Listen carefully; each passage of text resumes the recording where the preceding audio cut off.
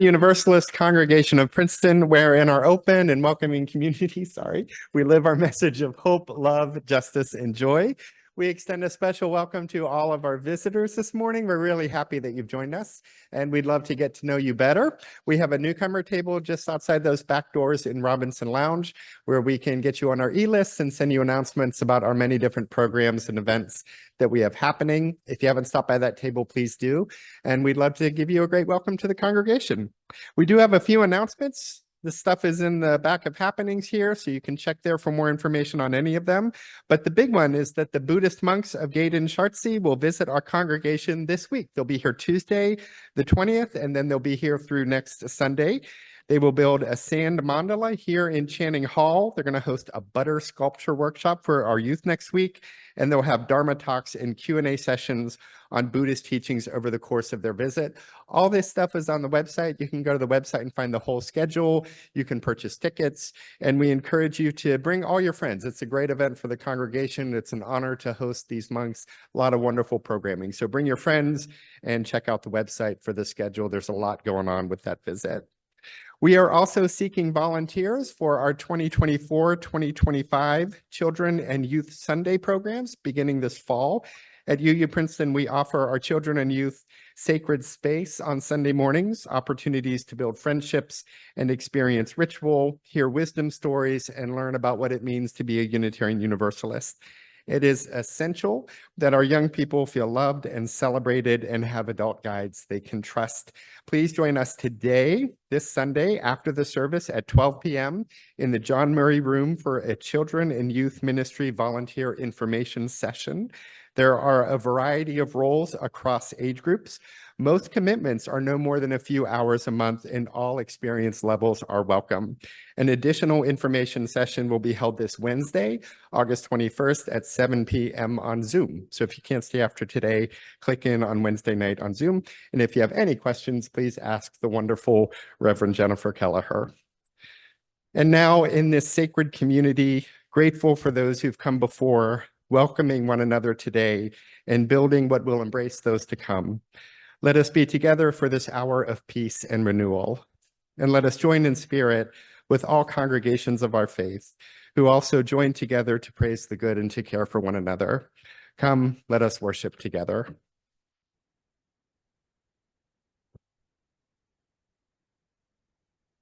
Our chalice lighting today is attributed, and I really emphasize the word attributed, to a very beloved TV character. You must measure your successes and your failures within, not by anything that I or anyone else might think. Jean-Luc Picard. Let us join together in the spirit of prayer. Most loving one, who moves with us through life and brings comfort and guidance and peace, we give you thanks for this day and its beauty, its fresh air, its sunlight, and this company. We give you thanks for this sacred time carved from busy lives to grow together. We give you thanks for all the gifts that surround us, and we pray that with your grace we enhance them in the lives of others, that we bring peace and goodness and patience and love with us everywhere we go. Lead us to the lonely and to the sick, the anxious and the abandoned. Lead us to the wanderers and the seekers, that we might bring gifts of peace and place. Task and test us to be agents of the good and true, even in times of trial and division. And grow in us such that our voices and presence remind people of kindness and respect and unity. Make us universal in our love, as is yours for all creation, that we might live in greater harmony with all people and all life. And here in the silence of this sacred space, we offer these, the prayers and meditations of our hearts.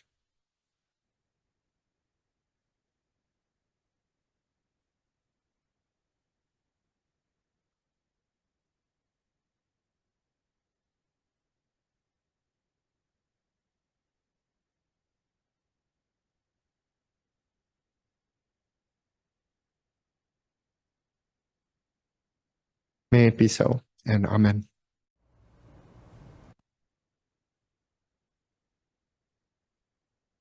Good morning. I guess the most visible example of my path to leadership here at UU Princeton has been through the lens of music.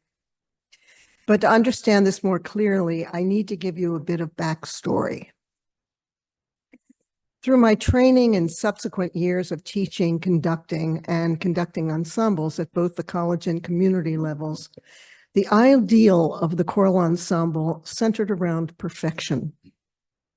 Perfection, blend of sound, and academic pursuit. But interestingly, little emotional content. Such goals can be wondrous, absolutely, for sure. But for me, there was something essential for which I'd longed, but which somehow pinning down was elusive. So each tenure in these plum positions left me truly empty. It wasn't until I was called to teach conducting on the summer faculty at Westminster Choir College that any kind of personal authenticity began to unfold. I think it was due to the freedom of the summer curriculum that allowed me to explore what conducting and singing together really meant. And it was here that I began to make sense of what I'd been seeking. As it was, these summer classes dovetailed with my earliest years as director of music here at Princeton. During those first months, I was preoccupied by the shock of having absolutely no experience as a church musician, nor a clue about how a choir functions in a worship setting. There were congregational hymns and special solo or ensemble pieces here and there, with a pianist that created some kind of cohesion in the hour. But what was the choir doing there? Gradually, I came to understand that the worship hour centered around a prescribed theme, and that all the music during the service was consciously programmed to support that theme. The hymns were chosen so that congregants could express their sense of the theme in their own voices. And I could choose choral pieces to add particular relevance to that theme. In sum, this meant that every facet of the hour was about engaging a communal response. Surprisingly, hymn singing has become one of the most poignant aspects of my work here. But there still remained the question of how to inspire our adult choir to engage with me. The simple answer was that the theme be embedded in the choice of music and text, and with that music relating to living our lives within our common core values. Then emotional content was everywhere, and my whole world opened. I began freely choosing the music that would accomplish this. It was the purpose, how the choir was being asked to add to the service, that made the difference. There is one occasion that in hindsight, I feel exemplified my growing path to good leadership. The occasion was the preparation of the choir for the annual Grief Vespers, which occurs each year in mid-December for folks who, like me, have an especially difficult time during the holidays. For that year's service, I had chosen the usual 3 to 4 pieces for the choir. One piece whose text and music were meant for such a service absolutely perfectly, was proving more difficult than I had imagined. During one rehearsal close to the event, I instinctively stopped the rehearsal. This is something I'd never done before, and sat down on the wooden steps here in Channing and asked the singers to gather around. I talked about my ambivalence about keeping the piece in the service, that truthfully, my motive in keeping it in was the voice of my sweet little ego monkey, wanting to show everyone how we could mount such an exquisite and moving anthem. What ensued were comments from the singers about how we might able to make it work, leave out part of the piece, never, call an extra rehearsal, which was not easily attended, or rewrite some of the parts, a definite no-no in my field.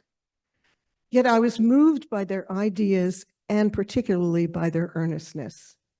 Such an effort to forge a solution in which I would get what I wanted, not a good model. With these utterances, I began to regain my musical Sherpa. In that powerful exchange, I had been reminded of the numerous times I've counseled that a piece of music is a holy document, a work of sacred art, really, that's entrusted to us as an intimate creation of composer and author, and that such a trust bore our charge in singing. I'd made a decision. We, of course, would table the singing of the piece until we were fully ready to give it the complete attention it needed. And this continues to be my joy, that the choir be a part of a huge circle of experience, that our singing be offered to add further meaning in the hour. So it's clear that when I asked why I've stayed at UU Princeton for so long, I say it was this coming into a job in a musical field in which I was totally unprepared, and how that burden became the dream job of a future. Thank you.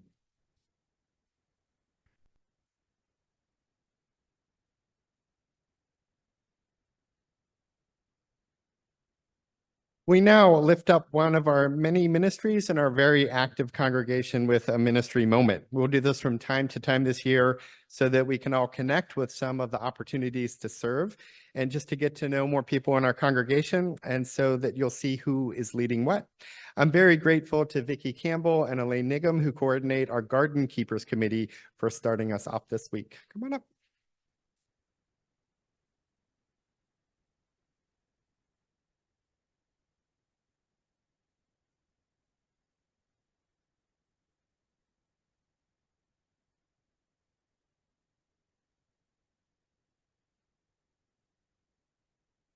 Good morning. Reverend Bill asked us, why is the garden group important to us? I like being part of the people and their history at UU Princeton. And here's some of our part. The Garden Keepers Committee care for the indoor plants that are resting under the tree for the summer, the church beds, and the memorial garden, meeting every couple of weeks during the growing season. Since our church's beginning in 1948, various committees have spearheaded design and garden projects on our grounds. Historical detail and photos are on the UU Princeton website under About, Our History, Our Grounds and Gardens. Some projects were budgeted, some donated, such as the design, sculptures, benches, and memorial trees, etc., including the memorial wall built in 1998. In 2016, in front of our building, the chalice sculpture was added. Some congregants arranged for nameplates on the memorial wall and memorial services in the garden with the ministers.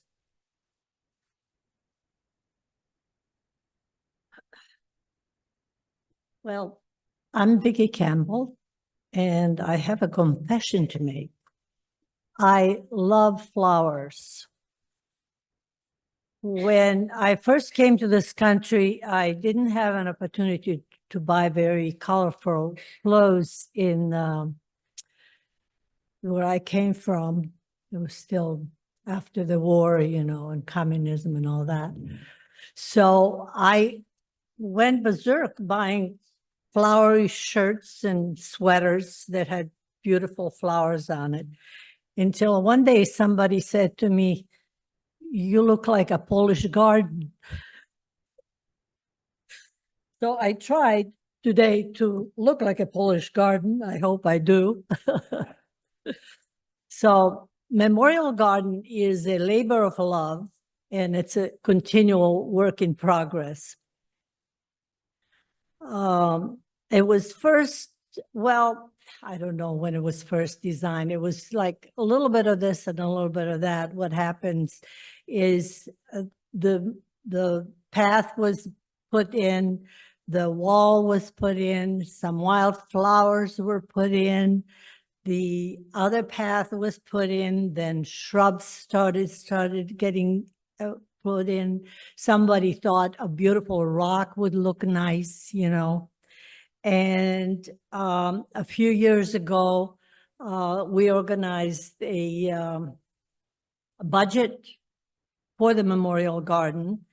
And we hired a landscape designer. It's a work in progress, as I said. We weed, we mulch, and it just keeps going like that. Often when I'm there, I see people from the community that come specifically to look at the Memorial Garden. They think it's wonderful. And if you ever take the time to go and just sit on the bench and listen to the birds and just think about all the people that had been through, it's really wonderful meditative place to be. We are the stewards today. And please come and join us. We get together for camaraderie, the love of nature. And if you don't know weed from flower, don't worry, we will help you. Thank you. We begin with a reading. This is a short piece titled Poseidon by Franz Kafka, different Franz. Poseidon was the god of the sea or the waters in ancient Greek mythology. That's what he's best known for. He was also the god of earthquakes and horses as well. He was the brother of Zeus and Hades, and after the three of them overthrew their very powerful father, who had swallowed two of them whole when they were born so that they would not one day overthrow him, they split things up, and that's what Poseidon received: water, earthquakes, and horses. Their father, who had married his sister, had learned of their plot to overthrow him one day from her, and she eventually tricked him into swallowing a rock wrapped in a baby blanket, pretending it was another child, so that he would have to disgorge the rock, and along with it, by then 5 children that he had swallowed from his body. So if it sounds bad that 3 kids would overthrow their father, just remember that he kind of had it coming. He did swallow them whole when they were born. And Kafka, the author of this piece, was the existential, angst-filled absurdist writer from Prague, whose life bridged the end of the 19th and the beginning of the 20th centuries, and who is one of my favorite writers, whatever that says about me. In this piece, Kafka imagines Poseidon was sitting at his desk working. The administration of all the waters was a huge task. He could have had as many assistants as he wanted, and in fact, he did have a large staff. But since he took his job very seriously and went through all the calculations himself anyway, assistants were of little use to him. One couldn't say that the work made him happy either. He only did it because it was his to do. Yes, he had often requested happier work, as he put it, but whenever they came back to him with suggestions, it turned out that nothing appealed to him as much as what he was doing. It was actually very difficult to find anything else for him. It was hardly possible to put him in charge of a particular sea, quite apart from the fact that the calculations involved were no less onerous, just more trivial, since Great Poseidon was only ever in line for an executive post. And if he was offered a job in a different department, the very thought of it was enough to turn his stomach. His divine breath became restless. His bronze thorax quaked. Not that they took his complaints all that seriously. If a great power kicks up, then you have to be seen to give in to him, even in the most hopeless cause, though no one seriously thought of having Poseidon removed from the office. He had been god of the seas since the beginning of time and would have to remain such. The thing that most angered him, and this was the principal cause of his unhappiness in his job, was when he got to hear what people thought it involved, that is, forever parting the waves with his trident. And when all the time he was sitting at the bottom of the ocean, up to his ears in figures, The occasional visit to Jupiter was really the only break in the monotony, a visit, moreover, from which he usually returned in a towering bad temper. He hardly ever clapped eyes on the ocean, only fleetingly on his hurried way up to Olympus, and he had never sailed them as such. He tended to say he was waiting for the world to end first, because there was bound to be a quiet moment just before the end when he had signed off on his last calculation and would be able to take himself on a little cruise somewhere. Poor Poseidon, in Kafka's mind, imprisoned by the monotony of his bureaucracy. Being a great and powerful leader, he was assumed to be always doing great and powerful things, but instead he spent his days hunched over spreadsheets, working figures that meant nothing to him. If that had been his calling, it would have been fulfilling perhaps, but it wasn't what he wanted to do. It's just what had to be done. And so he grew resentful and just waited for that little vacation he'd get before it all ended.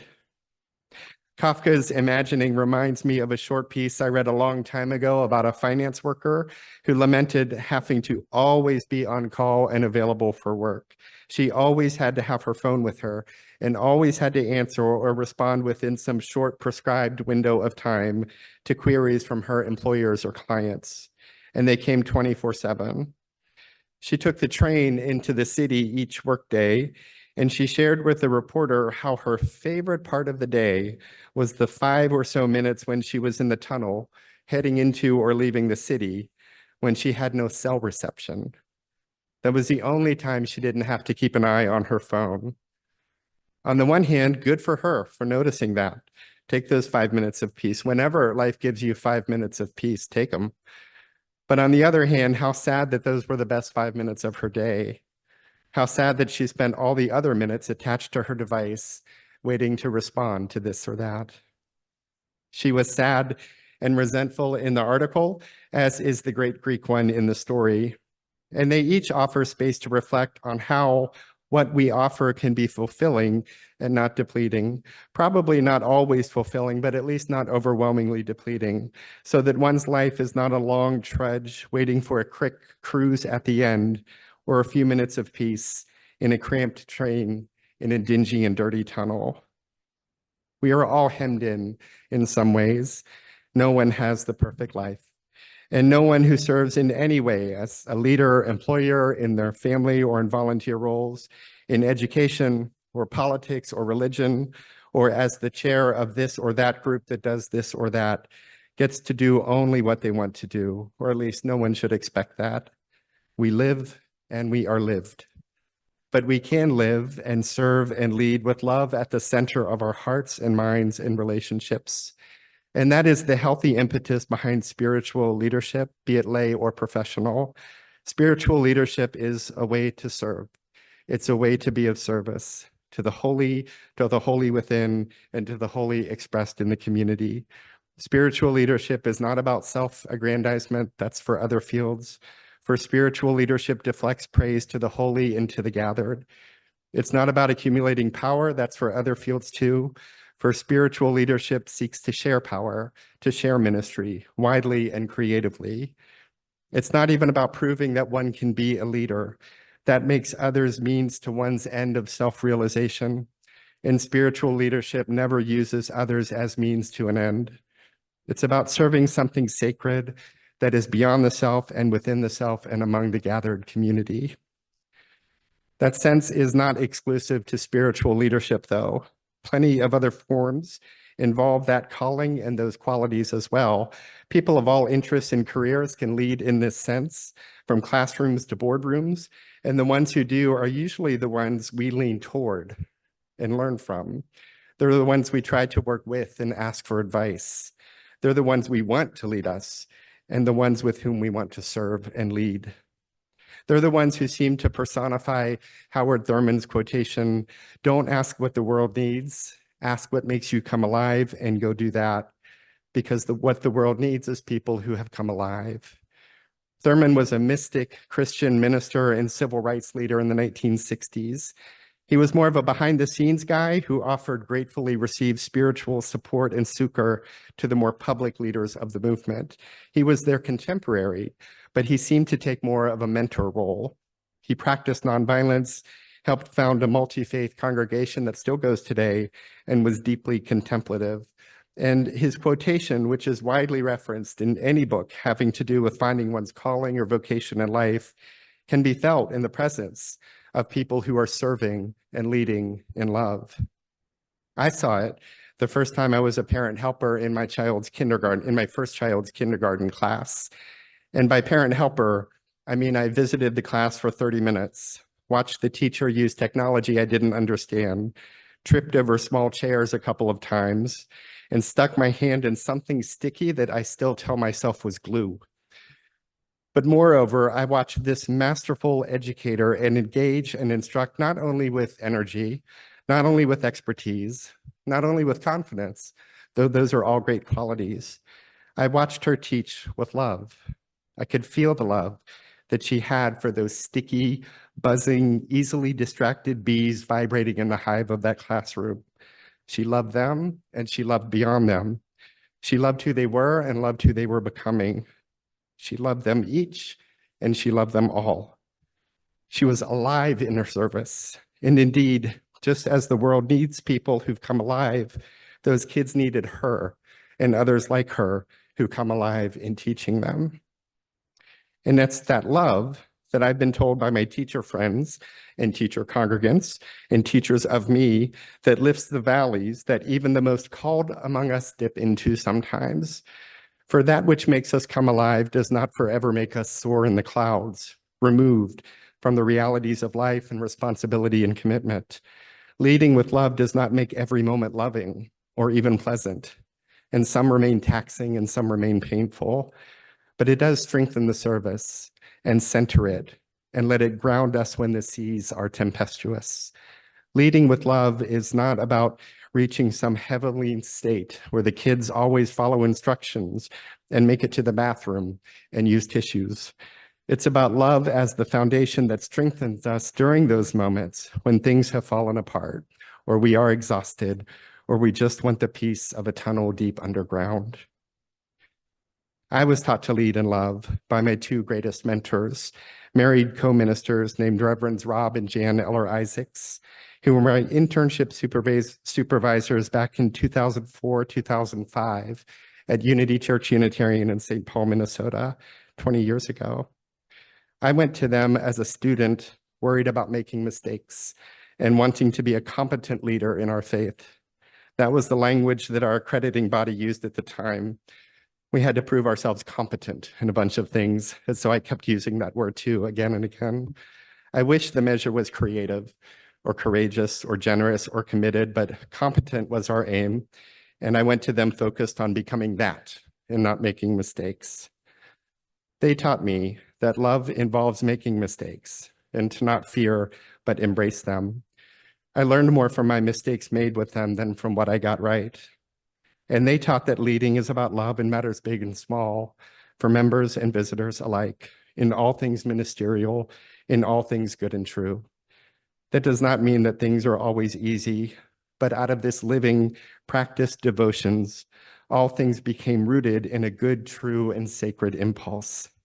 Indeed, as we sing sometimes, they taught that love will guide us, or maybe the better lyric would be love should guide us, or we should let it guide us. And though those two great ones now rest with the ancestors, dying early and leaving an absence still poignantly felt, those of us fortunate to be loved by them still live touched forever by the beauty and strength of their lasting embrace. Their words of love echo in our lives. We live with the memories of their smiles and voices and presence and the warmth of their hugs. And we live with the love they taught and modeled and praised and prayed into being. Spiritual leadership, volunteer or professional, is not perfect and does not try to be. It's collaborative and shared. It fosters this dynamic space in which the best ideas usually come from the group. One has this seed of an idea, and another has this thought, and that builds into an expression that no one could plan or predict, but ends up becoming the group's calling, the group's vocation, the group's mission. It becomes the way the group comes alive, in Thurman's words. He writes of an individual calling, but there too is a group calling, a shared calling, a joined vocation in which we grow into more loving and serving beings together. We make up for each other's mistakes and limits. We lift each other up when we fall. We make space for each other's ideas and the way that creativity can build and build and build. And our gifts combine, and we are stronger and able to joyfully foster more of the good and the true. And it's this collaborative sense, this creative process, this shared pursuit, and the presence of joy that can keep us from burning out, as poor Poseidon really did in Kafka's imagination. For that was part of what was really going on there. He needed some time off, some sun and surf. And even more, he needed to be rooted in something other than the task at hand. For all he had were those tasks, and it caused resentment. He needed a sense of purpose and calling, like service, like love. And he needed others with whom to both order and expand his life. His myth isn't really about love. It's about power with some revenge thrown in there and some awful family dynamics. But our reality can be about love. It can be about asking love to guide us, about centering our lives in its embrace and challenge, about making others so sure of its guidance in us that even after we're gone, it still blesses in memory and life ongoing. We can face the heavens and praise love, and we can close our eyes and feel it within. And we can join hands with others and lead together this hurting and divided world toward a more hopeful tomorrow, a more just tomorrow, a more joyful tomorrow. We can serve and lead and grow together, the love in whose embrace we spend every moment of our lives, and whose embrace we can always share through good, holy, and shared ministry. May it be so, and amen. And at the end of our hour, we extinguish our chalice, knowing that its light stays with us until we gather again.